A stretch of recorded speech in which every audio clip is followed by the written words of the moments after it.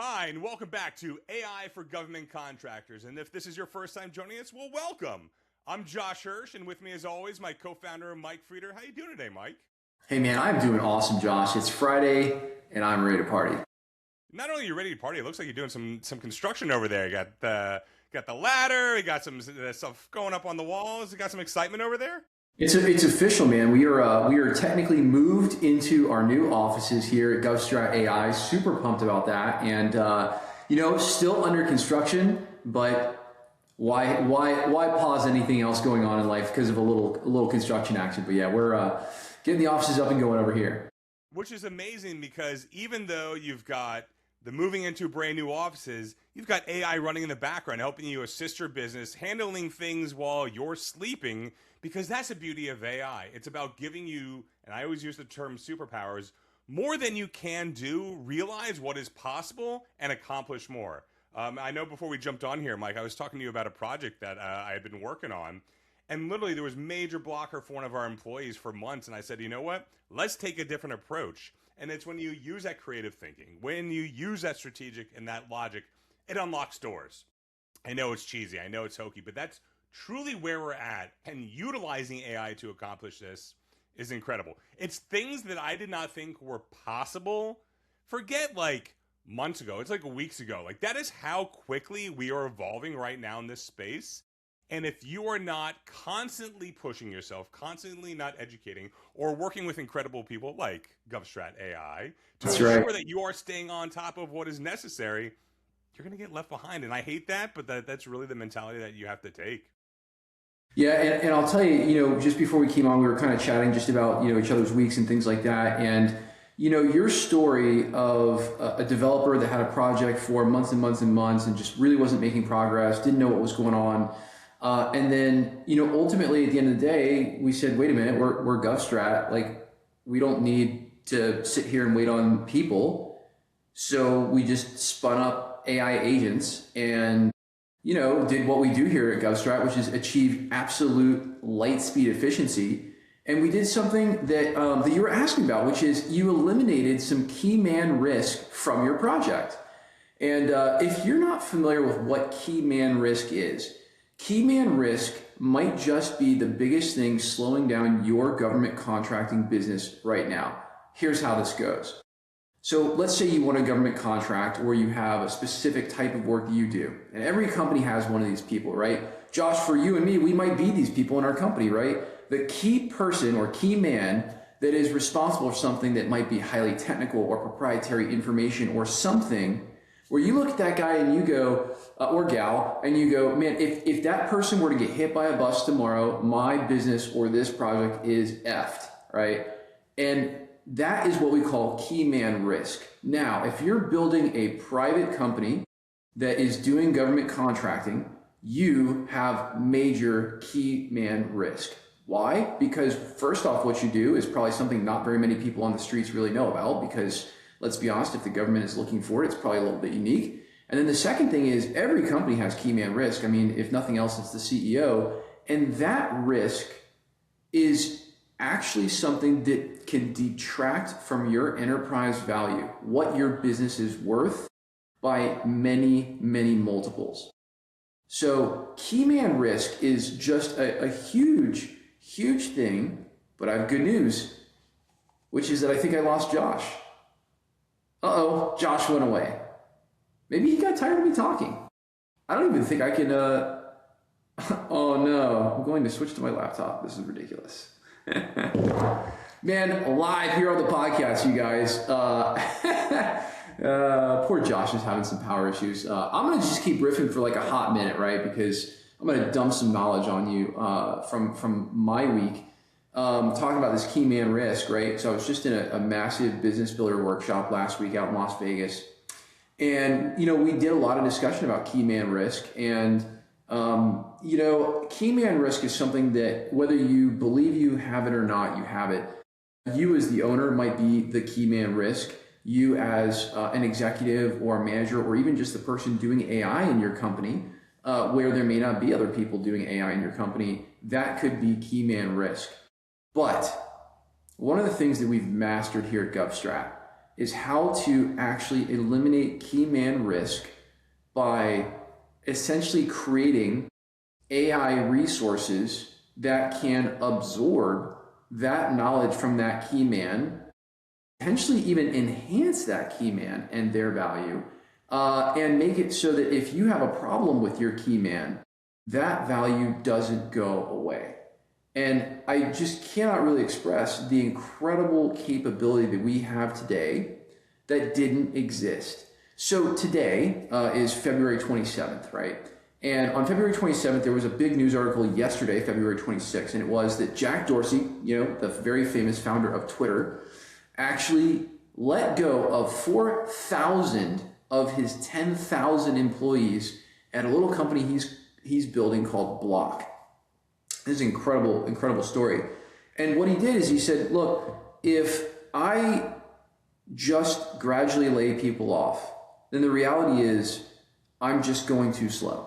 That's how fast AI is taking over things. 4,000 people just literally lost their job to AI. Now, as my good friend Robert Kiyosaki would say, at a certain point in time, you have to determine what side of the desk do you want to sit on. Do you want to sit on the desk side, which is I'm a worker bee, or I've got a lot of worker bees in my company and we're not really taking advantage of AI? Or do you want to realize the game that you're in, which is in modern day, all right, 2026, the reality is if your company is not highly leveraging AI, especially for government contracting, then the reality is that ultimately you are putting your company at risk of someone else coming along with the kind of leverage that GovStrat can deliver and swiping those government contracts for you. So welcome back, Josh. Josh had to go take a little bit of a power break. But no worries, Josh, because like I am fully capable of, I am just riffing away on this key man risk thing. So welcome back. Thanks, Mike. I appreciate it. That's the joys of working with this, is that anything is possible. I gotta hold on one second. This is crappy. Yeah, while you're figuring out those settings, I'll tell you a couple of quick stories. So, look, I think between Josh and I, we've probably, started up dozens of companies before. Here's the reality, okay?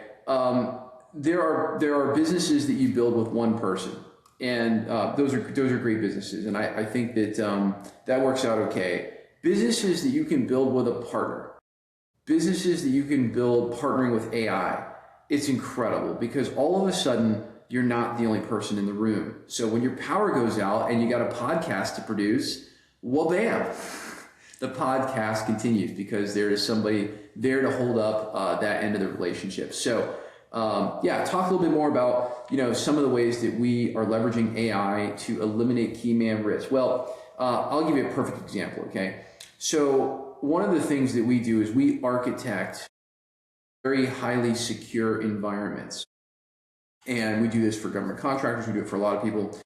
And upon occasion, the reality is that there are some things that just haven't been done before. A client has a need, we look at that need and we go, man, how are we going to pull this off? No one in the world has actually ever done this before.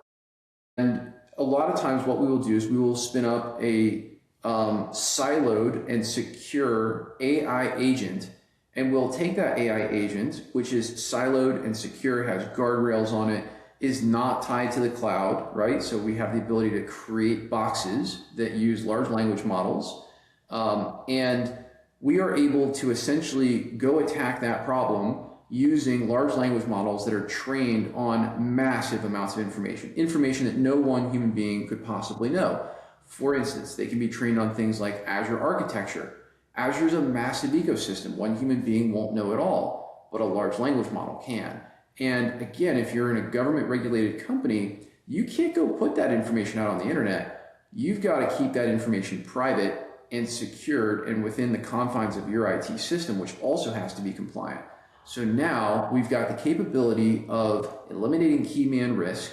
We've got the capability of bringing in knowledge and talent that is literally beyond human, and eliminating your need to rely on incredibly expensive engineers that are just sometimes kind of fickle. As a matter of fact, I had one of my executives come to me, Josh, and they said to me, well, when you hire really smart people, you may have to kind of put up with some personality quirks. And I said back to, that particular executive, I said, well, no, I don't. And we fired that person literally yesterday. Like, we fired that person 4 hours after they sent an email that was like, honestly, just really not a very nice tone. It was just not pleasant to deal with that person. And after, they BCC'd the CEO on an email, I asked about that person and they said, oh yeah, this is kind of a combative person. And I said, why am I going to promote this person? Why am I going to rely on this person to do work when I don't even know this person, and I've seen their first communication with me, and it's pretty toxic. It's pretty volatile. And so, the ability to know that I'm not worried about the technical ability to perform anymore on my government contracts. Why? Because I've got AI to back me up. And if AI gets an attitude with me, I just hit the power button. But the reality is AI doesn't ever get an attitude with me. And, eliminating that human element of just bad people, toxic people in your environment. Oh my gosh, it's a game changer. So anyway, Josh, I know you know all about that stuff, man. It's welcome back. Yeah, I appreciate that. And if we weren't working in tech and didn't have issues on a daily basis, like once again, this is the beauty of having an agent who's operating 24/7. You've got your workforce handling things. And I'm going to push back on what you said, Mike. If you aren't getting AI pissed off at you, you're not doing it right. You need to that. See, the way I like to think about it is that AI allows me to take contrarian views. I might have done things typically down one path. I might have a support staff that has one point of view. But if I'm not looking at it from all perspectives, if I'm not having a chance to argue with myself via AI, getting those different viewpoints, I'm missing out on the potential of unlocking that additional X% because I'm stuck in my ways. I'm stuck in the way that I've always approached a project.